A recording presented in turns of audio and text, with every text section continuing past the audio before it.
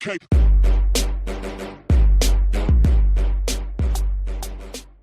Welcome Wargamers to 2 Plus Tough. My name is Doug, and today we are going to tackle a question that several of you in the community have asked, and that is people really wanting to explore free guild lore.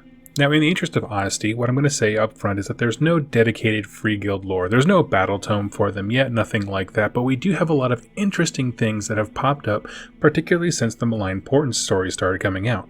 And so I'm making this video kind of just to hold you folks over. I'm going to compile all of the awesome books that include free guild people in there, as well as the coolest highlights that we've seen from those Malign Portents stories. I'll have links down below to the books and also the short stories themselves. Starting off with books that we've actually seen free guild in, the biggest one is going to be City of Secrets by Nick Horth, and it's probably the best that we have. It features a free guild city guard of the city Excelsis, and he stumbles upon a dark secret of people manipulating the city and this kind of underground Tzeentch cult.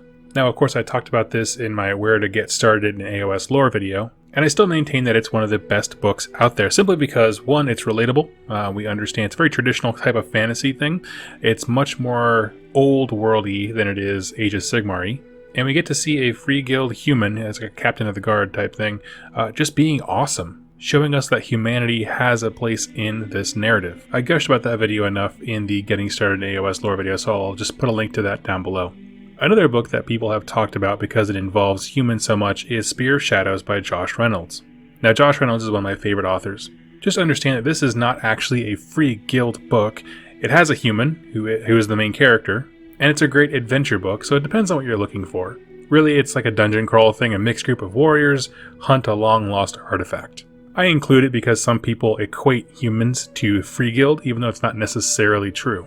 But now I want to move into the more interesting part that I think is more fascinating right now, and that is the Malign Portents stories. I have 3 of them that I think are very cool to read if you are a free guild fan. Now, none of these stories are massive, they don't shed tons of light into the faction, but they do give us little snippets of lore that are really, really cool when you put them together. The first one we saw was the story called The Offer. To put it very quickly, this is a story where Arkan the Black encounters some humans who have a presence near a gateway to the Realm of Death, and he makes them an offer. Serve Nagash now, or I'll kill you and you can serve him as a skeleton. The Free Guild general in charge says no, and then basically Arkan puts the Hand of Dust, or whatever it's called, spell on him, and everything starts aging and cracking, and he becomes an old man within minutes.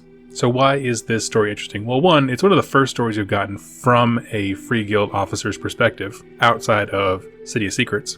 But in addition to that, they talk about something very interesting, and that's called the Cog Fort. The Cog Fort is a mobile base battle station weapons platform that the Free Guild use to secure certain locations. Okay, we're going to talk about this more towards the end, but just keep that in mind. It's very cool sounding.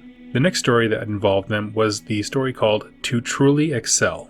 And in this one, Stormcast Eternals have to purge Free Guild soldiers that are tainted by Nurgle. So it shows you what inside of a Free Guild fortification looks like. It shows you their vulnerability as humans. And if nothing else, it makes you feel for them a little bit. These are people who are fighting for order, but in that fight, you become infected with chaos, the very thing you're trying to battle. And so I think this story is very important because, one, it shows how fragile humans are compared to Stormcast Eternal, but also makes that clear divide that separates Stormcast Eternals from humanity. More than just vulnerability. Talking about ideological differences. And the last story that involves them really heavily in Malign Portents is called Lightning in a Bottle. And this one was a really, really quick, like a snippet of a battle scene where Free Guild are fighting off some flesh eater courts. Nothing really deep here, it's just good, wholesome fighting. And it really shows, like I said, it doubles down on the kind of vulnerability of humanity, but also their relatability. They're fighting and trying to bar off the flesh eater courts, and Stormcast come down, promptly get overwhelmed and decimated, and the humans at that point basically lose hope and embrace the madness that is the flesh eater courts coming to get them. So putting all this together, what do we actually know? Well, we know that Free Guild as a faction are in the increase, meaning they're growing. As more cities are established, they need someone to defend them. Stormcast Eternals are really designed to be a vanguard force, not really a police. By that I mean Sigmar sent them to smash open the gates and start pushing chaos back, but what fills that vacuum behind them, that's the Free Guild. They are the people who you will see regularly defending cities, holding outposts that were won by Stormcast. Because of these stories, we now know that they use advanced technology. I'm hoping to see some really cool fantasy things like we saw with Carriage and Overlords.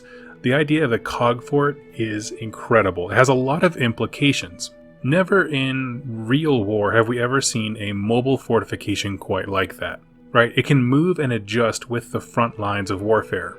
You can move a bastion of order just about anywhere, and that's a really cool thing. It's like a land battleship. And you can invent some really cool narratives by planting a cog fort in an enemy territory and pushing outward from there, or using it to reinforce cities and things like that. There are a lot of really cool narrative devices that you can come up with. And the last little thing that we see, which I think personally is very important, is the fact that they still use a ranged weapon and swords. The little battle scenes that we see have them with guns and swords. I think that's great that they have this still diversity of armaments. And so I want to finish this video, like I do every video, talking about why these things matter, right? Not necessarily why they're cool, because we don't have a clear picture of that quite yet, but why they matter, and they certainly do. A simple fact that I have come back to multiple times with my friends locally is that we need a human perspective. Up until now, we've been given a perspective that is fixed from the Stormcast Eternals. Our main character that we met in the beginning was Vandus Hammerhand. But when we're reading these Malign Portent stories, something that is reinforced over and over and over again is the fact that Stormcast Eternals are not human. They have different prerogatives, they have different values. That story, to truly excel, separates them from us. And here's the thing about humans in this scenario, I like the fact that they are weak and vulnerable. Because here's the thing, they reflect the chaos and infection around them. The reason that those guys at that fort had to be purged is because they were tainted by Nurgle, but they're still good guys, which makes this a tough moral choice. The fact that you can have good guys that still need to be cleansed and taken out of the fight reflects kind of the high stakes that are going on in this war. Again, a common criticism of Age of Sigmar in the beginning was that nothing matters, right? If you have these warriors that just come back when they die, nothing matters. Now, of course, I don't believe that with Stormcast Eternals. I had a whole video about the complications and implications of the reforging process, but when a human dies, you understand very clearly and quickly the stakes at play. And what is awesome is that they also represent success, right? Then they show us the danger of that success. When a Order Bastion is established and the Stormcast Eternals move away, and then humans come through and establish the Free Guild and the local guard and all the things like that, that's prosperity, that's order winning. So we can see the detriment of evil and how it affects mankind and in a relatable way, but we also understand they are the measurement for success. And really being practical when it comes to reading a book, these are the characters that we can relate to. We understand being human. And based on their fear response, we can really understand how horrifying and terrifying some of the things that we've encountered in these stories really are. And what I also like is that we can relate to their non-combat problems. And this is what I mean. Merging with other races and the tension that we see there. There are some stories in the book Hammerhall and other stories where they're interacting with an elf from Guran. And they're trying to get her to kind of fit into the mold of a Free Guild agent, but they're from Guran, so they don't really fit in very well. That kind of tension between, we're all good guys, we're all on the same team, but we can understand that friction between people and individuals. We also understand political plays, which we saw in City of Secrets, people manipulating events in these Order Bastions that aren't necessarily evil, but they're not good guys.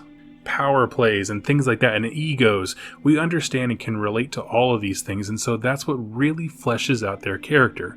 It seems like the Stormcast Eternals are just so infused with devotion that it makes them sometimes hard to relate to, especially with the fact that they are superhuman in status. But with the Free Guild guys, we can relate to just about everything they encounter. So folks, if you are a Free Guild player, I want to hear from you. What is something that you would love to see in their battletome whenever it comes out? Again, I have no information, no leaks, nothing like that. It's just a faction that I am personally very excited for the narrative implications. Leave your thoughts in the comments down below. Don't forget to hit subscribe, and I look forward to seeing you in my next AOS lore video. Thank you so much, and happy wargaming. Hey friends, I hope you enjoyed that video, and I want to introduce you to some awesome folks. These are my patrons over on Patreon, and they make this show possible by their direct support of me to buy battletomes and Black Library books and all the material I need and the hardware support that I need to make this stuff possible. And if you'd like to join them, go ahead and click over to the Patreon page, to the link in the description down below, and you'll be introduced to a really awesome community of people talking about the hobby, sharing what they're painting. I invite them to be part of polls to decide what content comes next. I raffle off every battletome that I review, and we're having some great fun and discussions over there. So go ahead and check it out. Now, if you can't support in that way, that's completely fine. I'm just so glad that you watched this video here today. And if you have an Age of Sigmar lore question, go ahead and click subscribe and leave it in the comments down below. I read every single question and comment. I respond to as many as I possibly can, but I use them all as inspiration for future videos. So go ahead and do that now. And I look forward to seeing you guys on my next Age of Sigmar lore video. Thank you so much for watching, and happy wargaming.